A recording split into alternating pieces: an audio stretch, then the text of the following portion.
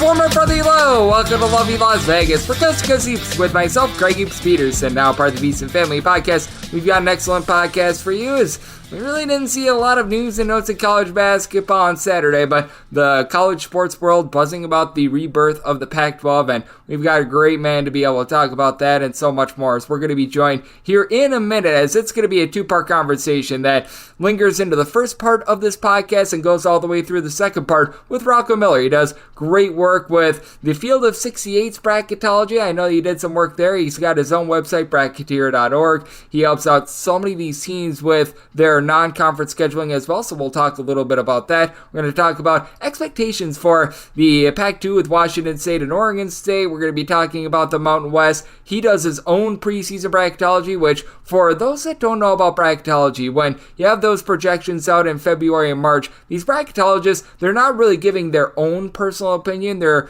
more or less trying to mimic the committee. When it comes to preseason, that's the one time where Rocco is really able to give his thoughts coming into the season. It's more just his opinion on how things are able to play out. So we're going to be chatting about that with him and how he's getting set to do his own personal bracketology coming into the season. And we're going to be just talking about so many of these different teams out west, what we might be seeing with regards to that realignment in the Pac-12 and just the teams that he's feeling bullish on coming into the season. So nice wide-ranging chat coming on the podcast today with him, just one of the best men when it comes to taking a look at college basketball all 12 months out of the year. And if you do have a question, comment, segment idea, what have you for this podcast, you have one of two ways we offer those in. First one is my Twitter/X timeline at @Jaden_D1. Keep in mind, letters EM, they mean does not matter. So as per usual, please do send these into the timeline. And the other way is find an Apple Podcast review. If you rate this podcast 5 stars, it is very much appreciated. From there, you're able to fire in whatever you'd like to hear on this podcast via that 5-star review. And we did not get in any Twitter/X questions today, so please do fire those in because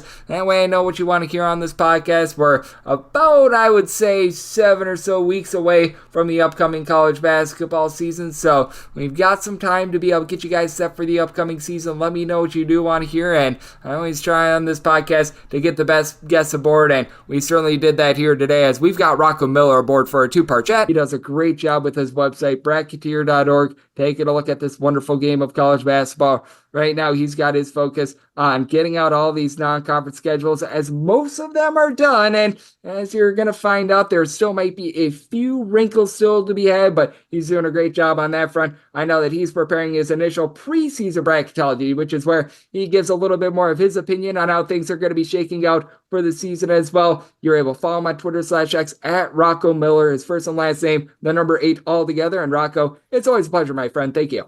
Always great to be on with you, Greg. We're here again at the end of another week. It's the middle of September. I can't believe it. I think in 6 weeks we'll have college basketball in front of our face. So a lot to do still to get ready for that. Like you said, there's 270 schedules, I think, that are fully confirmed.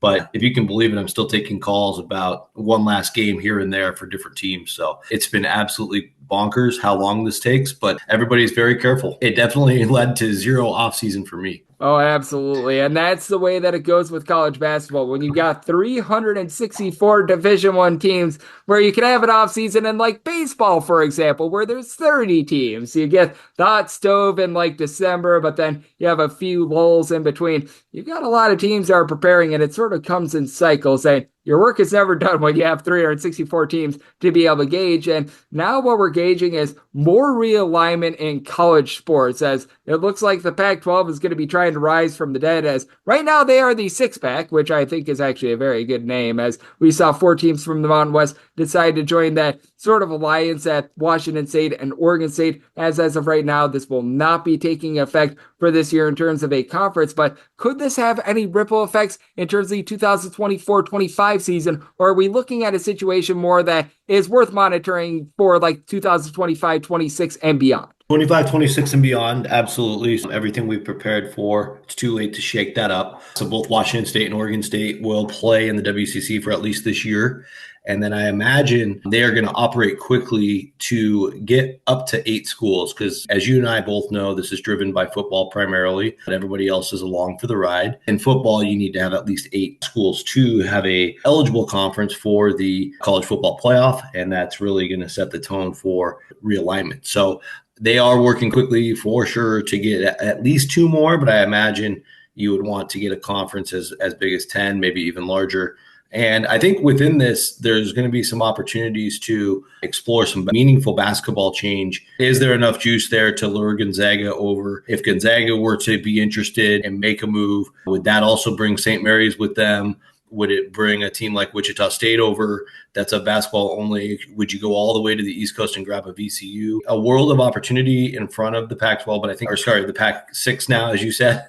We'll just call it the Pac for sake of argument. But in the Pac, right now, they have to get this next decision right, and that is who are the next two important ingredients. Those are going to be football decisions. You could argue Memphis and Tulane. I happen to just, being studying realignment these last 2 decades. The most important parts of that is marketplace and viewership. So getting in the state of Texas, you got to figure the next biggest priority. I know the package of Memphis and Tulane is going to be very tempting, but I think making sure you get 2 Texas teams as close to Houston and as close to Dallas as possible. So that to me would say maybe Texas State in North Texas, maybe it's UTSA in North Texas. Maybe I'm off by one of those schools. But I think getting into the state of Texas for football reasons is absolutely critical. And then from there, you can look at Memphis, Tulane. You can look at these basketball options. So I think there's a lot of dominoes still to come. And how much do you think that Texas might be a little bit of a line of demarcation, or do you think that they're going to go the way of the Big Ten, the way of the Big 12, all these conferences have decided, you know what,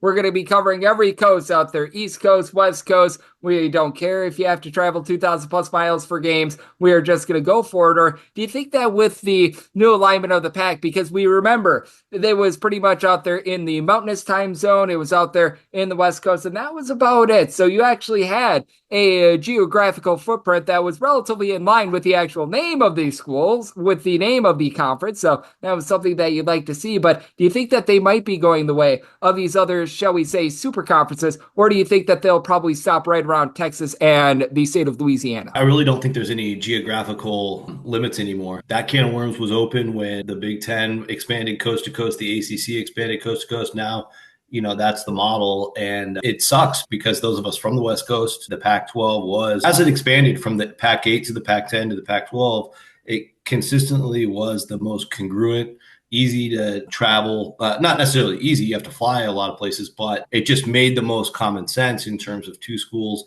in either each state or each metro, with California having 4, but 2 in the Bay Area, 2 in LA.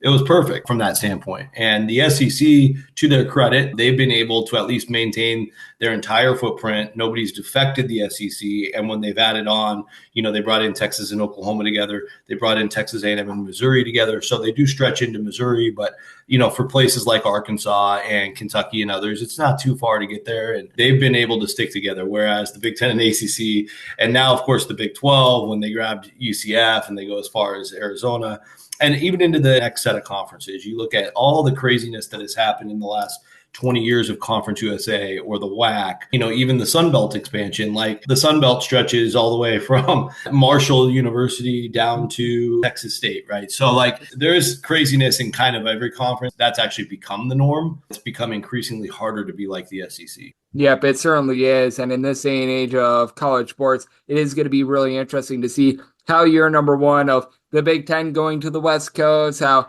year number 1 of having the ACC going from east to west is going to be going as well. As joining me on the show, we do have Rocco Miller, who does great work over at bracketeer.org. And how about if we talk about something that hasn't been discussed too much? Because we're all talking about realignment. We're all talking about, hey, what might be the next move for the Pac-12, the Pac-6, whatever you want to call it at this point. But how do you gauge the Mountain West for this upcoming season? Because we recall last year was a banner year for the Mountain West in terms of getting teams in the NCAA tournament. Granted, they probably would have liked to have won a few more games in the NCAA tournament, but they got those teams in. And this year I take a look at the Mountain West, and there's a lot of rock solid teams, but I just don't see a pathway for them having quite the same amount of success in terms of getting teams in the NCAA tournament as I saw in past years, which could be a little bit of an issue for them. And on top of that, the football falling off a little bit, I do feel like has made the Mountain West a little bit more vulnerable in terms of realignment as well. Yeah, I think it was a banner year. We did see a year, I think it was back in 2013, where they put 5 teams into the tournament. Did that, I think, a couple of times. So getting 6 was really a thread the needle situation. And we found out after the bracket came out, at least I did, talking to committee members, they would have been stuck at 5 again if New Mexico wouldn't have made that run through the tournament. That automatic bid for the Lobos got them in. somewhat surprising to several because they were a top 22. I think they finished number 22 exactly in the net. They were also a top 25 KenPom and other metrics-based team that was on the team sheet as well. But they would have been out. That's the reality. So they got that magical 6 team in with that Lobos run. And if UNLV would have gone on the same run, they would have still had 6. So amazing, amazing run. And I get that Mountain West fans might complain because 2 of those teams did have to go to Dayton, with Boise State and Colorado State getting sent there. Of course, Colorado State demolished Virginia and made their way out of Dayton. But for the league as a whole, each of those appearances count as a unit. Each win after that counts as more units. So financially, that's good for the future of the Mountain West, because as your second part of the question, Greg, we don't know what the league's going to look like long term. They're going to have to bring some new schools in. I think New Mexico State and UTEP make a ton of sense. They are only a half hour apart. They are in that mountain range area. And if New Mexico ends up staying in the Mountain West, that will give them both their natural rivals there. But what else they do from there will be very fascinating. If they are going to try to pull teams from the American or Atlantic 10, whether it's St. Louis or Wichita State or whoever it may be in basketball, it'll be fascinating because Mountain West probably still needs to operate football first, but their basketball brand has been so important, and that's why I'm glad you're bringing this up. I think as it pertains to this year, we're not going to see 6 teams. I can almost promise you that. Going into the year, we have, probably 7 horses for the race, if you want to count UNLV. I think UNLV's got just enough back with Deaton Thomas, Jalen Hill, and bringing in some nice newcomer pieces. That's the issue with the league. The top of the league's not so strong to where you can't say that a UNLV can't make a run and win this league this year. So it's a good thing and a bad thing, because I think right now going into the year, the top of the league is probably going to be starting on the bubble, if that. You've got New Mexico, Nevada, Boise State, San Diego State. You could argue just inside the bubble, just outside the bubble. But if they all don't play up to a strong non-conference schedule, this could easily shrink into like a 2-bid league. God forbid a 1-bid league. That's hard to swallow if you're San Diego State or Boise, who have been a model of consistency, especially the Aztecs getting to the championship game just 2 years ago. They have to completely reset. They have a lot to figure out. I like some of the pieces. I'm a big Nick Boyd fan, as you know, Greg, but there's a lot of pieces to be figured out. And I think that's why you've seen San Diego State take a step back on their schedule this year. And they're one of the teams taking forever to finish their schedule, as you may have noticed. And that's a big part of it. They don't really know how many games it's going to take for things to click. That defense always takes time to really get going. But once they do, man, they're always a top 10 defense. And that's why I think ultimately when we look at the league standings, San Diego State will still be at the top, or at least in the top 3. And Boise State, they were primed to be a big-time team coming into this year. But that late loss of Agbo transferring to USC, they still have their leaders into Genhart and Stanley, but, losing to Agbo hurts a lot. Maybe a top 20 ceiling to now maybe a top 35. And, Boise State was super optimistic before the portal opened about maybe making a run to the second weekend of the tournament. I don't know if they can get there now. And then, of course, New Mexico and Nevada, they both have quite a bit left. Donovan Dent might be the best player in the league coming back. I mean, his sophomore campaign was lights out. You could argue even when House and Mashburn were out, the team was better when Dent was the primary. And now he will have a full season as the primary with a great supporting cast. So the Lobos have a chance to repeat as Mountain West tournament champions. And Nevada, with Nick Davidson and all the things he contributes, and Trey Coleman and Kobe Sanders transferring in, he was a scoring machine at Cal Poly. I'm curious to see how he transitions from a losing program to a winning program. But good pieces at Nevada. And then, of course, you got Utah State and Colorado State. So, again, those are your 7. And Utah State, with Calhoun taking over, did an amazing job to keep Isaac Johnson, Ian Martinez, and Falslev all to stay. You probably thought 2 or all 3 of those guys would go to Washington with Sprinkle. They all stay in Logan. And immediately in year 1, Calhoun's got one of the best rosters there at Utah State. And I'm so glad that you mentioned that, Rocco. As we're going to continue this on the other side, I think that he brings up something so good with these teams in the Mountain West that are bringing quite a bit back. Some of the teams that are not, so we're going to be exploring that. And then we need to dive in on what Rocco is taking a look at in terms of his own personal bracketology and some of the teams that he's feeling bullish on. That's on the flip side here on Coast to Coast Hoops with myself, Greg Peterson, now a part of the Beast Family Podcast.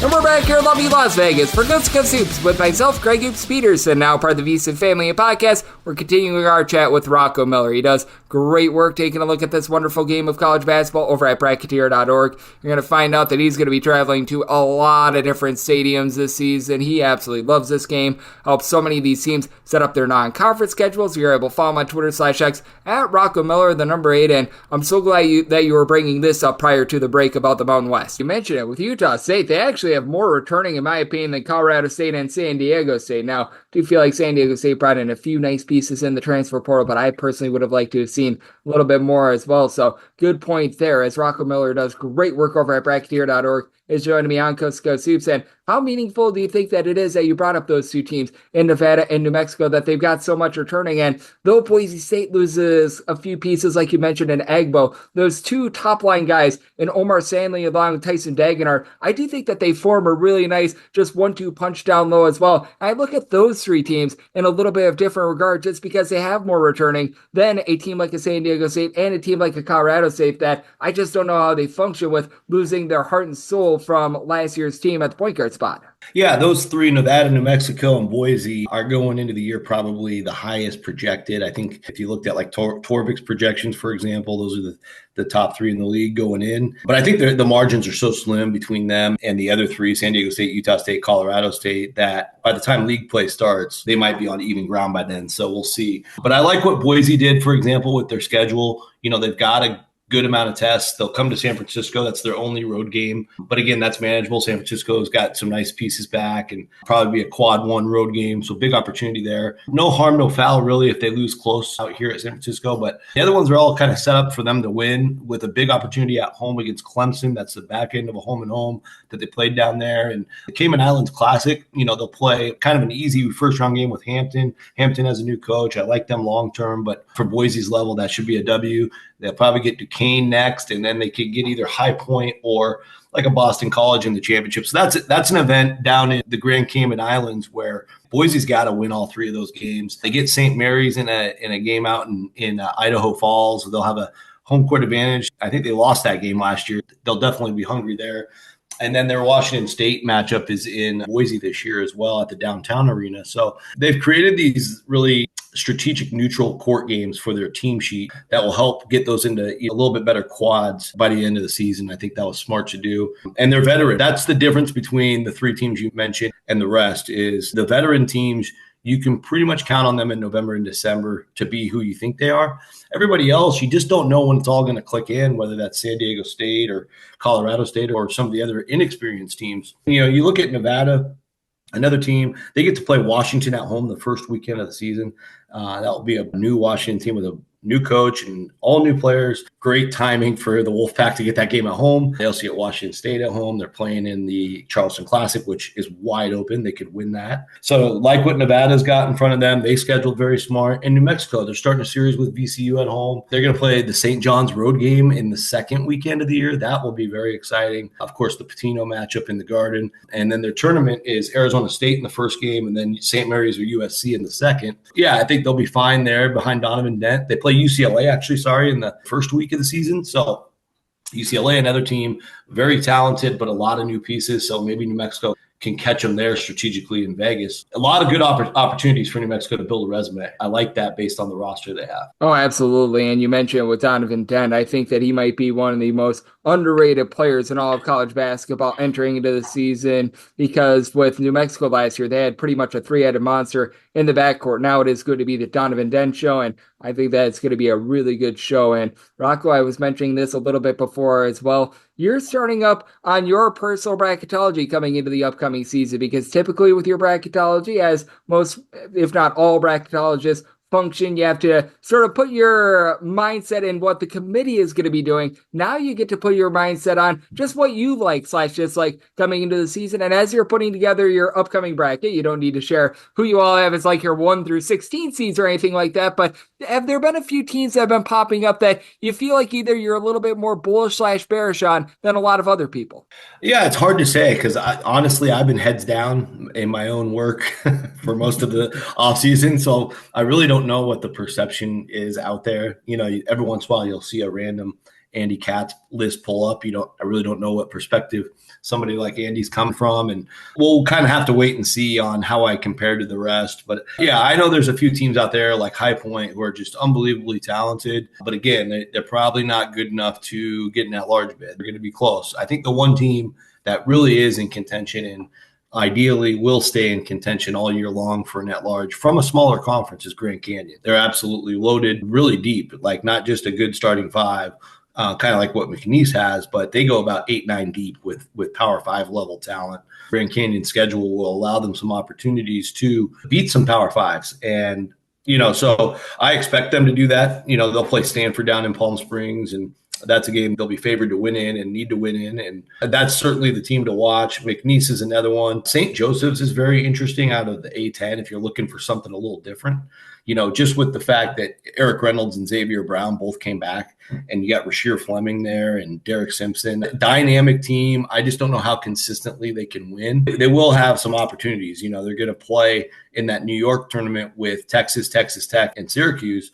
Three teams with a lot to like and obviously big cachet, name brands. If St. Joe's can make some noise there, playing pretty close to home, that will set the tone for what they can build non-conference wise. Of course, they might get a crack at Villanova as well in that Big Five Philly Classic in early December. Like the A10, Dayton's going to be down just a little bit based on who they lost. Santos is back. He's a good player. VCU is popping as the team to beat in the league, but I think all those teams are pretty equal at fighting for that top spot. And you just want to see a league like the A10 get at least 2 in, right, Greg? So some of those are the ones I think to watch. We can go down to as many levels as you want. I've got my eye on 3 or 4 teams probably in each league, and then still identifying who the dark horses are. Like the other day I was looking at Ball State and some of these guys they brought back home that have played at Indiana and played at Big Ten, SEC schools. Now they're all going to Ball State, and I'm like, they're not showing up on the models. Like Bart Torvik's got them in the 260s.